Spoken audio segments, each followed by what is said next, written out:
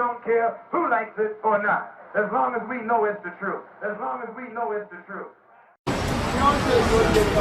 This gentleman that we today call the Prophet Muhammad, blessings on that brother's name. I have nothing but respect for all religions. I'm not going to play with people's feelings, okay, because we don't have time for that. Because every faith system comes out of Africa anyway. So you must respect the Bible, you must respect the Quran, you must respect the Kabbalah, whatever it is, comes out of our mind. So I have nothing but love and respect for our brothers and sisters, no matter what religion, no matter what you are. But we need to take it back a little bit further. Okay. Move beyond the concept of Kemet and go to Kush.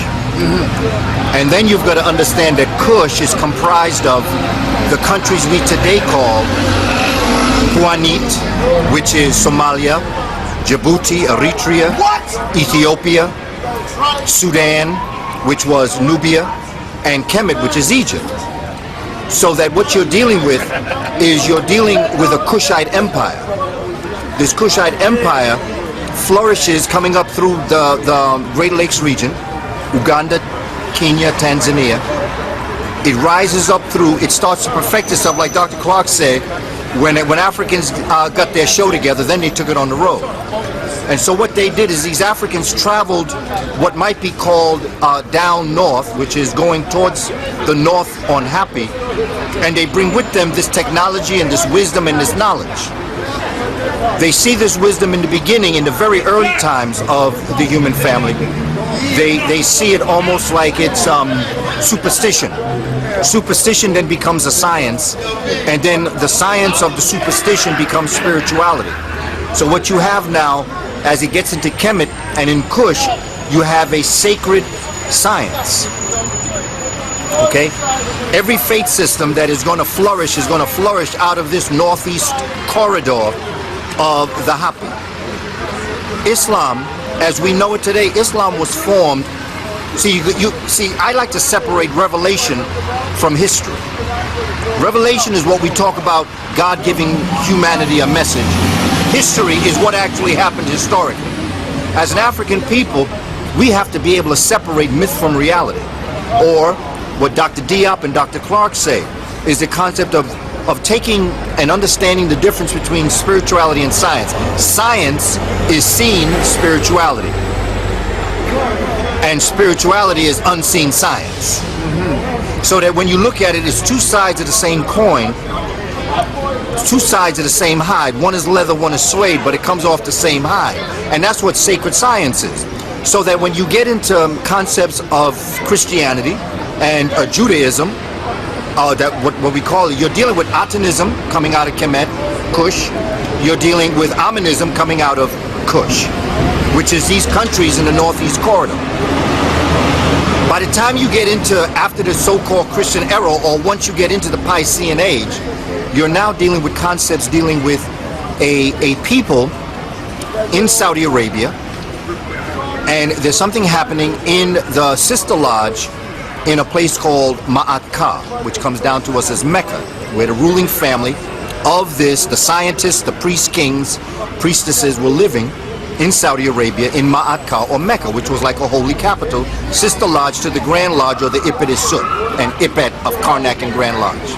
But the bottom line is that the Prophet Muhammad, this individual, was going to make an advance on Ma'at Ka, or Mecca, to take this family over and begin to run things the way he felt it should be run. He was repulsed the first try. He returned to Medina, where he was from, and he sent his second adopted son, Bilal, an African, into Ethiopia, and said, I want you to wait for my call to come back, and we're going to move on the city again. In time, the Prophet Muhammad got ready. He called his second adopted son, Bilal, back. Bilal returns with over 10,000, some say 30,000 Africans with a particular faith system coming up out of what we today call Abyssinia or Ethiopia. They come with a faith system. The evidence of it is that you do not have any religious figure, you do not have a Prophet Muhammad speaking anything about religion until after he gets into Ma'at Ka, defeats the Holy Family, takes over Ma'at Ka, and now he's going to unite people around this way of peace that is called Islam, that's coming out of the mountains of Ethiopia. brought to him by these Africans. And the reason why Balal is the what's called the Muzarine, or the caller to prayer, was because he was the one that called the Ethiopians into prayer to come in to help the prophet, his adopted father, take over Mecca or Ma'at-Ka. So it is an African faith system, but the so-called Eurasians, when the Prophet Muhammad died, Islam was broken along color lines. The Eurasians and the Africans who were the distinct descendants and who should have inherited Islam, believed that they should take the Prophet Muhammad's concepts and take it to the next level. The Eurasians that had been conquered, the mulatto children, they decided that they were going to do it. So there was a war, and it split. The Africans went Sunni, and the Eurasians went Shiite. So from the day the Prophet died, there was a problem in this African faith system, as the same with Christianity and Judaism. Professor Walter Williams. Yes, my brother. Professor Walter Williams said Prophet Muhammad never existed. Yes.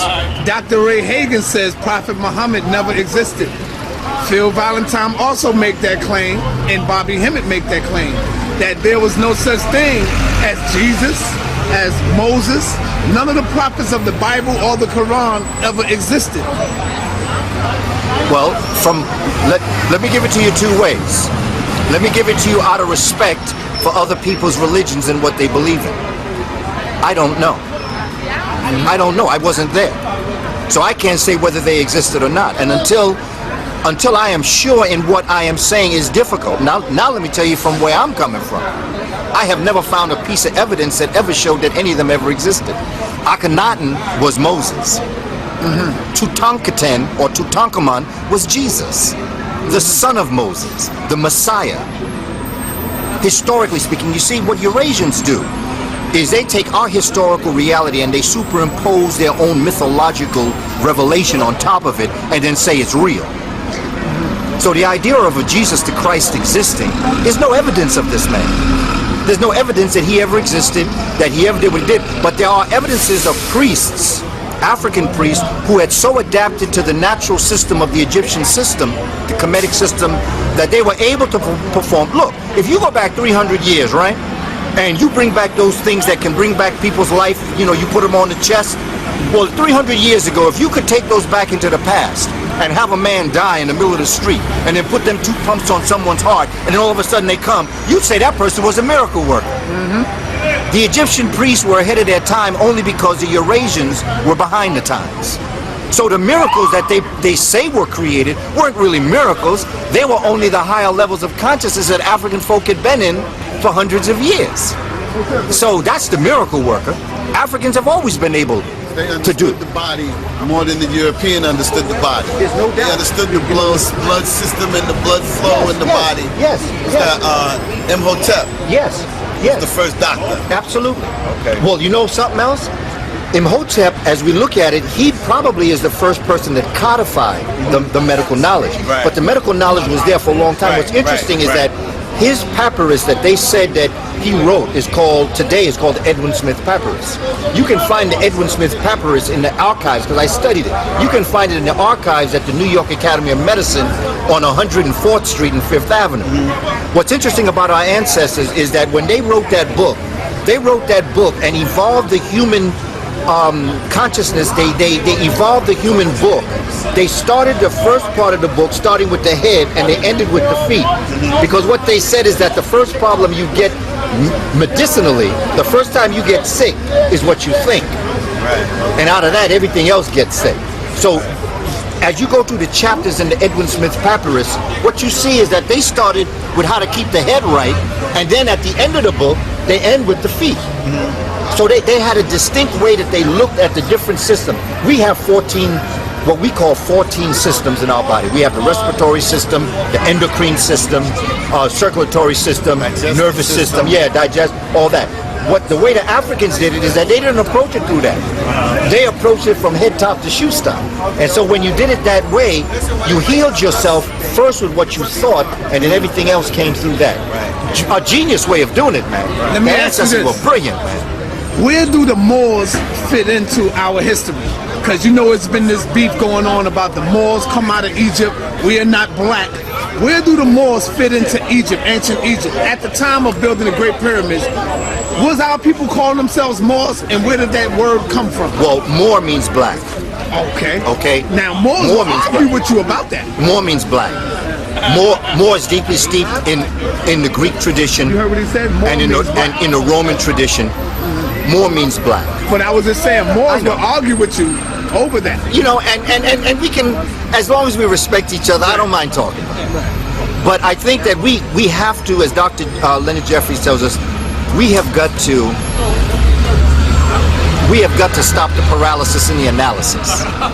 And we have to get scientific with what we're saying, so that people who are watching us and observing us talking about ourselves understand that we are taking it from an analysis that will take both the good and the not so good and come to grips with it. Moor means black, Ethiopia means burnt face, Negro means black, in terms of the languages that people, because obviously black folk didn't call themselves black because they were the only ones around. So who did they have themselves to compare themselves with? That's right. So people coming from the outside who were not black had to have called them black as opposed to their pale face. There you go. Or their middle face or their mulatto face. So that we did not, just like I argue with folk, there's no such thing as an African-centered curriculum.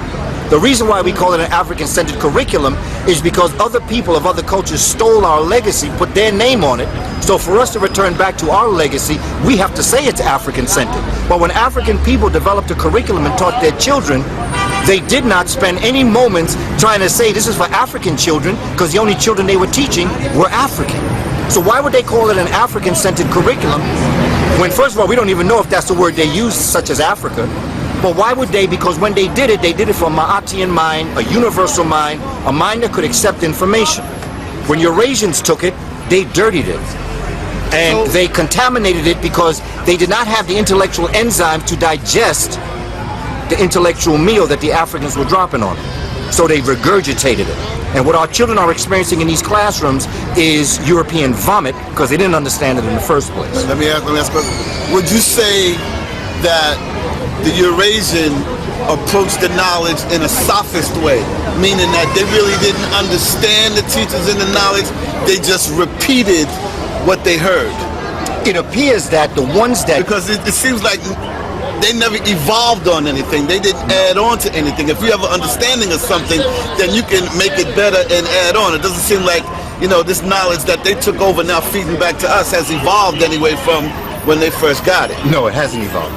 In fact, it has regressed and not progressed. Right. Because the fact that the fact that we would be in a society now where we're paying more for bread, more for food, more for everything, more for transportation, the fact that this society is destructing instead of constructing is evidence that they did not take it to the next level and they did not have the capacity to. And that is why when you look at what's happening now, a lot of folk depend on African folk. I often say they'll never get rid of us, because if they ever got rid of us, where would they get their next idea from? So they're not going to get rid of us. But the thing is that it appears from what they did, such as Pythagoras. See, his name wasn't Pythagoras. His name was Pythagoras. P-T-A-H. They changed it to Pythagoras. Euclid. Well, Euclid was an African. Socrates. All of them. These were either Africans or Eurasians impacted by Africans. Yes, Socrates was a North African. It was Greek. Yeah. No, but there's no such thing as a Greek. Greek don't exist. But Greek don't exist like African Americans don't exist. African Americans, Puerto Rican, Dominican, all that is made up. That's all a way that we can at least have a point of departure for where we come from. All right, you ready for this controversial question? Oh yeah. Let me ask them one more question Go before you go. Once we get through all the is it this or is it that, is it this or is it that, how do we use religion, right? Or do we need religion as a part of our culture for us to progress economically, politically, and socially amongst black people? Does religion play a part? Do we need religion? Or is it a hindrance to us right now? It's according to how you use it. See, it's never what it is. It's how you use it. Christians and Muslims should never